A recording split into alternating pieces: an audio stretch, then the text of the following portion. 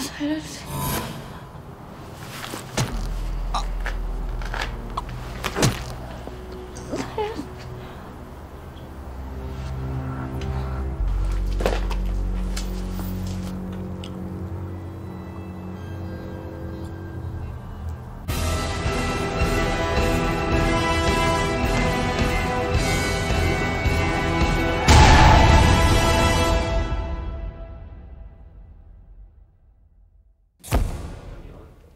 대한민국 프로파일러 1호 권일용 경감.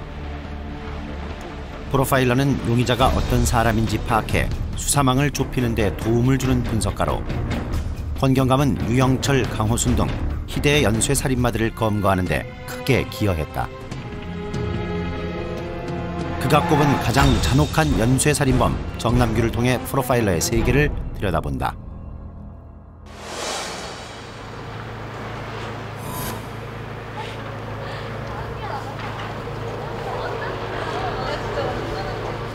그럼 소개팅 잡는다? 오케이, 나 너만 믿는다. 확실하다니까. 내일 다시 연락할게. 알겠어. 잘 가. 조심히 가.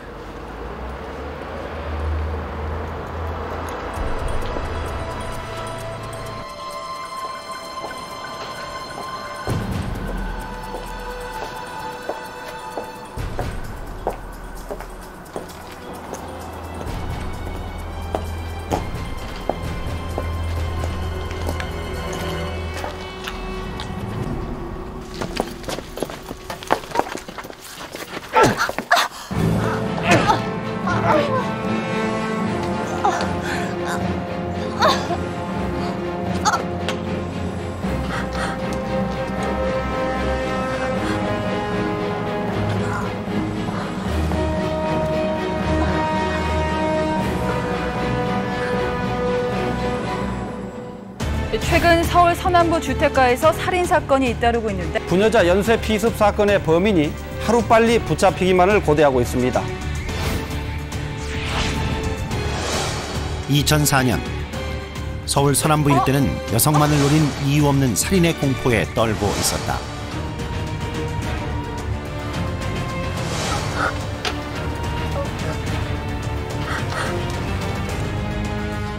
증거 하나 남기지 않는 범인의 신출 규모란 범행이 계속되자 권일용 경감이 급히 투입됐다.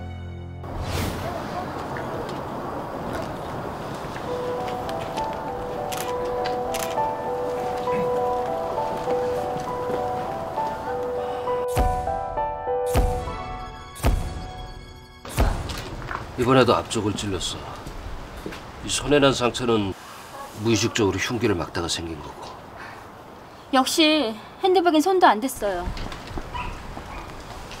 돈에는 관심도 없으면서 떡하니 앞에 놨다가 사람을 찔렀다? 벌써 3번째예요. 어떤 미친놈인지. 같은 놈 짓이야. 연쇄살인. 밤늦게 귀가하는 여성들을 대상으로 이 살인 범죄를 목적으로 자행된 사건인데요. 상당히 그 불특정 다수를 상대로 자행된 연쇄 살인의 한 유형으로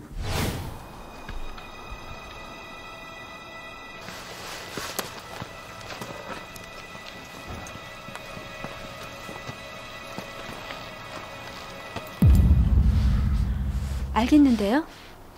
그래? 이렇게 조용한데 뒤쫓아오는 걸 몰랐다는 게 더 이상해요. 그렇지. 통화 중이거나 이어폰을 꽂고 있어서 못 들은 게 아닐까요? 그런 피해자 없었어.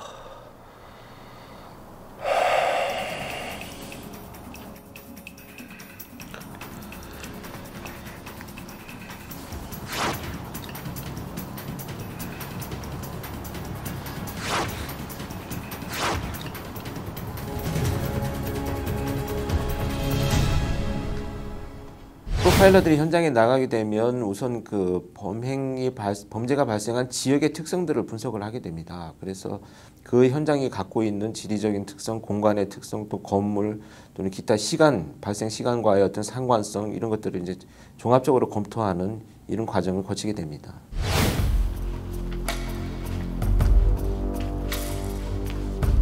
이제 안 들리는데요? 선배님!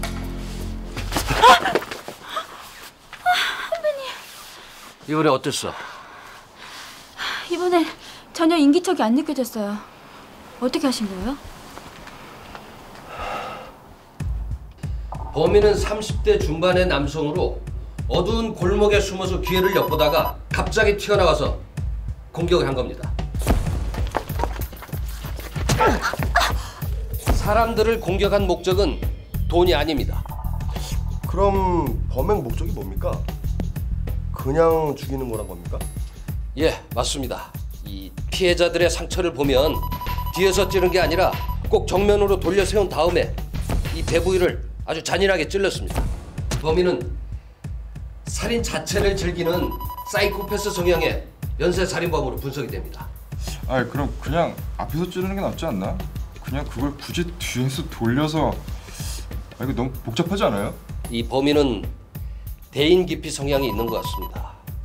그래서 사람들을 대하는 걸 어려워하기 때문에 앞에서 나타나는 게 아니라 뒤에서 나타나는 거죠.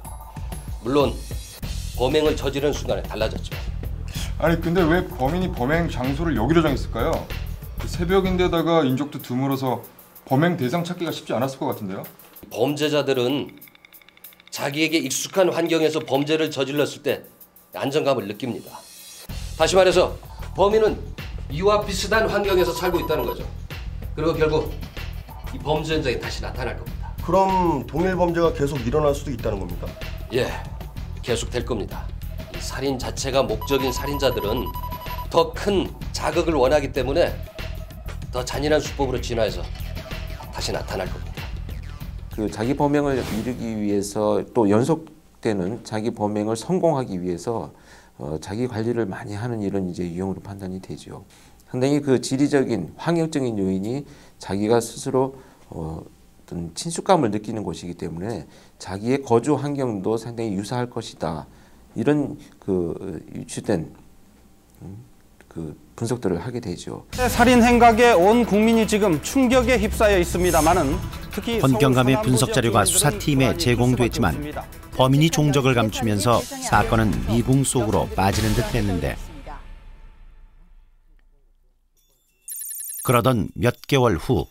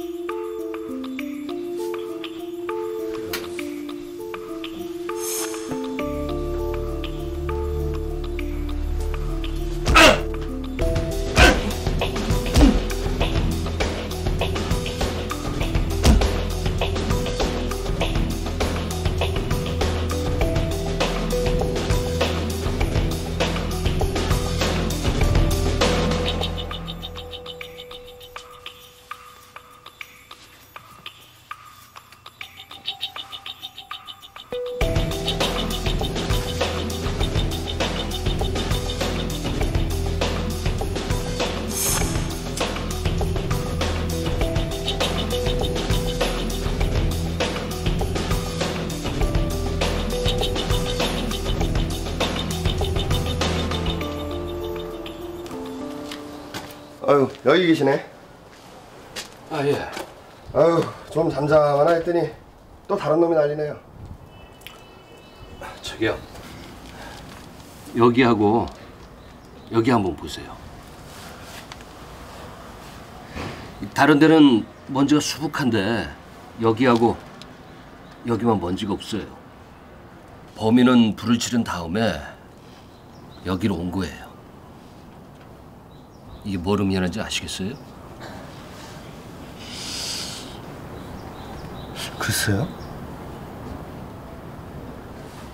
예? 아 예전에 길에서 난 그 살인 사건이랑 지금 이 사건이랑 같은 놈빛이라고요? 예, 동일범이에요. 이 골목에서 칼을 쓰다가 집에 침입해서 둔기를 쓰는 것으로 범행 장소와 패턴이 바뀌긴 했지만은 대상이 불특정 다수라는 건 똑같습니다. 아니, 예전 그놈은 피해자를 골목길에 그냥 두고 갔지만 지금 이놈은 증거를 없애려고 집에 불까지 질렀어요. 증거인멸이 목적이었다면 사체에다 불을 놨겠죠. 놈은 문 앞에다 불을 놓고서 피해자들이 괴로워하는 걸 창문으로 들여다본 거예요. 더 자극적인 살인을 위해서 놈이 진화한 겁니다. 더 위험해졌어요. 빨리 잡아야 합니다. 노상에서 범죄를 저지르던 범죄자가 이제 그 범행 도구를 바꾸고 가정집에 침입을 하게 되는 것으로 이제 수법을 바꾸게 되는데요. 수법은 범행을 저지르는 환경과 또는 이 목적에 따라서 상당히 발전되고 변화될 가능성이 높습니다. 동일범의 소행인지 아닌지에 따라 수사의 방향은 180도 달라진다. 별개의 사건으로 위장했던 범인의 실체를 권경감은 정확하게 짚어냈고 수사망은 조금씩 좁혀졌다. 그러던 어느 날 아침, 여느 날처럼 간밤에 발생한 사건들을 검토하던 권경감의 눈에 한 사건이 번쩍 들어왔다.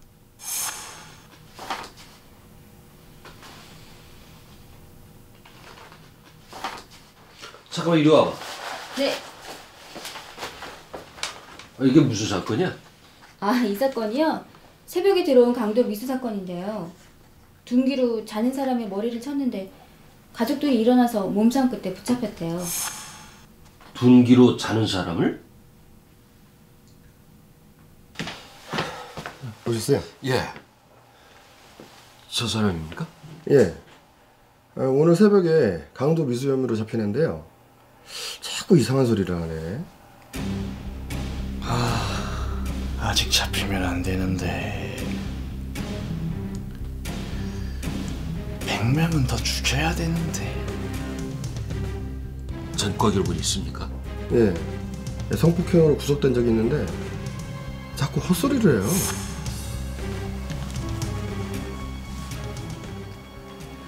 그동안 이 사람에 대한 많은 분석 자료들을 가지고 있었기 때문에 수사팀에서 자기가 진술하고 있는 내용들, 예를 들면 사람을 더 죽이고 싶었는데 내가 더 살해하지 못하고 현재 이렇게 검거된 것이 억울하다, 뭐 이런 표현들이 실제 그 사람이 저지른 범죄를 얘기하고 있다, 이런 이제 확신을 갖게 되는 거죠.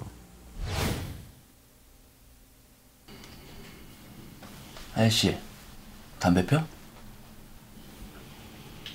담배보다 스트레스 더 잘 풀리는 게 있는데. 그게 한 번 시작하면 담배보다 끊기가 힘들거든.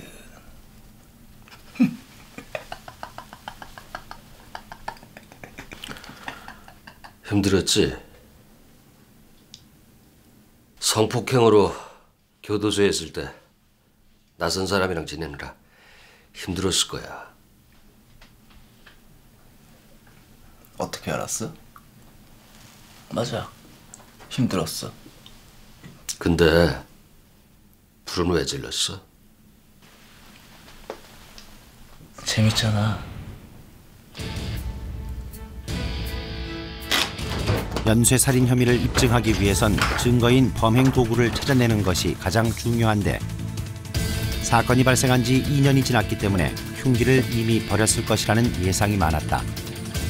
그러나 권경감은 살인을 과시하는 범인의 특성상 증거를 버리지 않았을 거라고 확신했다.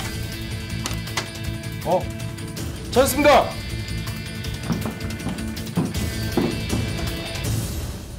여기 한번 보시죠.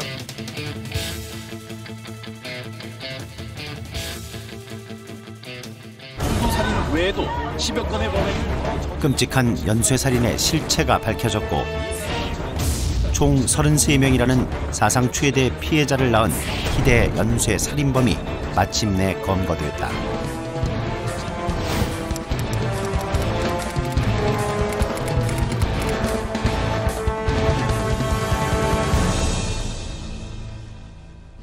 범죄는 분명히 검거가 됩니다. 왜냐하면 지금의 과학으로 해결되지 못했다면 누군가 그 사건이 언젠가 꼭 남아서 수사관들의 마음속에 남아서 분명히 검거될 것이라고 하는 확신을 가지고 있습니다.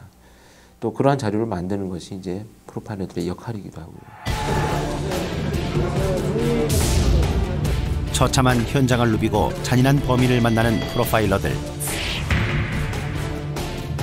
그 참담함을 묵묵히 겪어내는 이들이 있기에 그리고 대한민국에는 없었던 프로파일러라는 길을 홀로 걸어온 권일용 경감이 있기에 우리 사회가 더 정의롭고 더 안전해질 거라 믿는다. 할 수 있는 말보다 할 수 없는 말이 더 많다. 프로파일러 권일용 경감의 애환이 담긴 한마디입니다. 가장 참혹한 현장과 그리고 가장 참혹한 사람을 만나는 프로파일러. 그 깊은 어둠을 오롯이 마주하는 이들이 있기에 우린 밝은 세상에 대한 희망을 품을 수 있습니다. 그리고 여기 자신을 던져 세상을 밝힌 또 한 사람이 있습니다.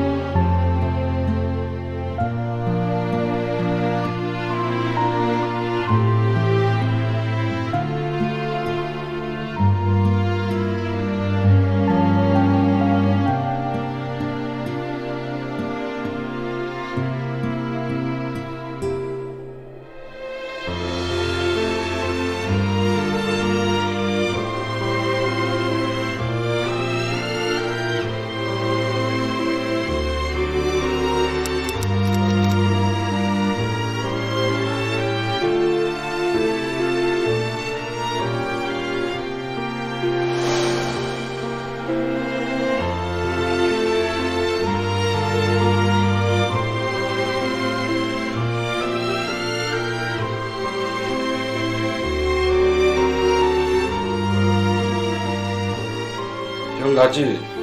내가 경찰 최종 합격하면 기념으로 술 한잔 거하게 쏜다고 했잖아. 형은 약속 지켰으니까 어느 날 우리 다시 만나면 꼭 한잔 사라. 꼭. 고 이기홍 경장. 당신의 아름다운 이름을 기억합니다.